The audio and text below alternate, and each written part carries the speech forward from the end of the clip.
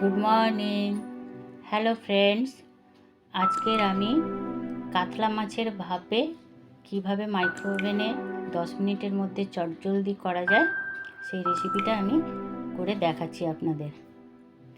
তো প্রথমে আমি এখানে 100 গ্রাম সর্ষে পাউডার আর ধরুন 50 গ্রাম পোস্ত বাটা একসঙ্গে মিক্সিং করলাম।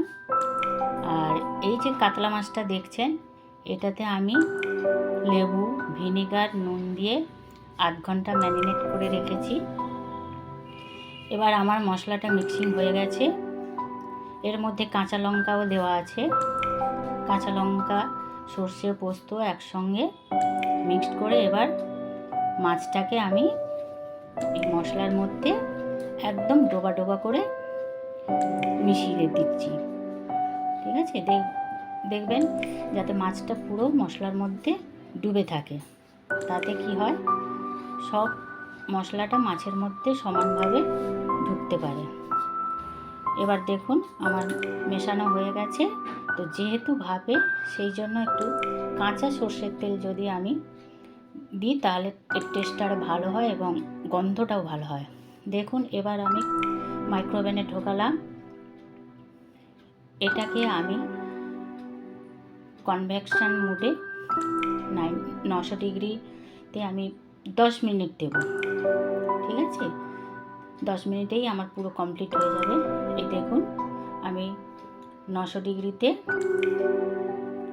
দিয়ে আমি এবার টেম্পারেচার দিলাম 10 মিনিটস আমি দেব।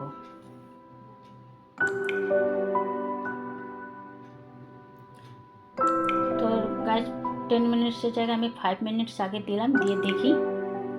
তারপরে আমি ওটাকে পজ করে দেখে তারপরে আমি আবার দেখব যে রেসিপিটা ঠিকঠাক হয়েছে কিনা। এবার দেখুন কি সুন্দর মাইক্রোওভেনের মধ্যে আমার কাতলা মাছের ভাপেটা ঘুরছে। এই আমি 5 মিনিটস পরে এবার পজ করে দেখছি। তো দেখলাম যে না, এখন আর একটু হবে। তো নেক্সট আমি আবার 5 মিনিটস এটাকে দিয়ে দিলাম। দেখুন আবার এটা কি সুন্দর ঘুরছে। যে দেখুন আমার 10 মিনিট কমপ্লিট হয়ে গেছে।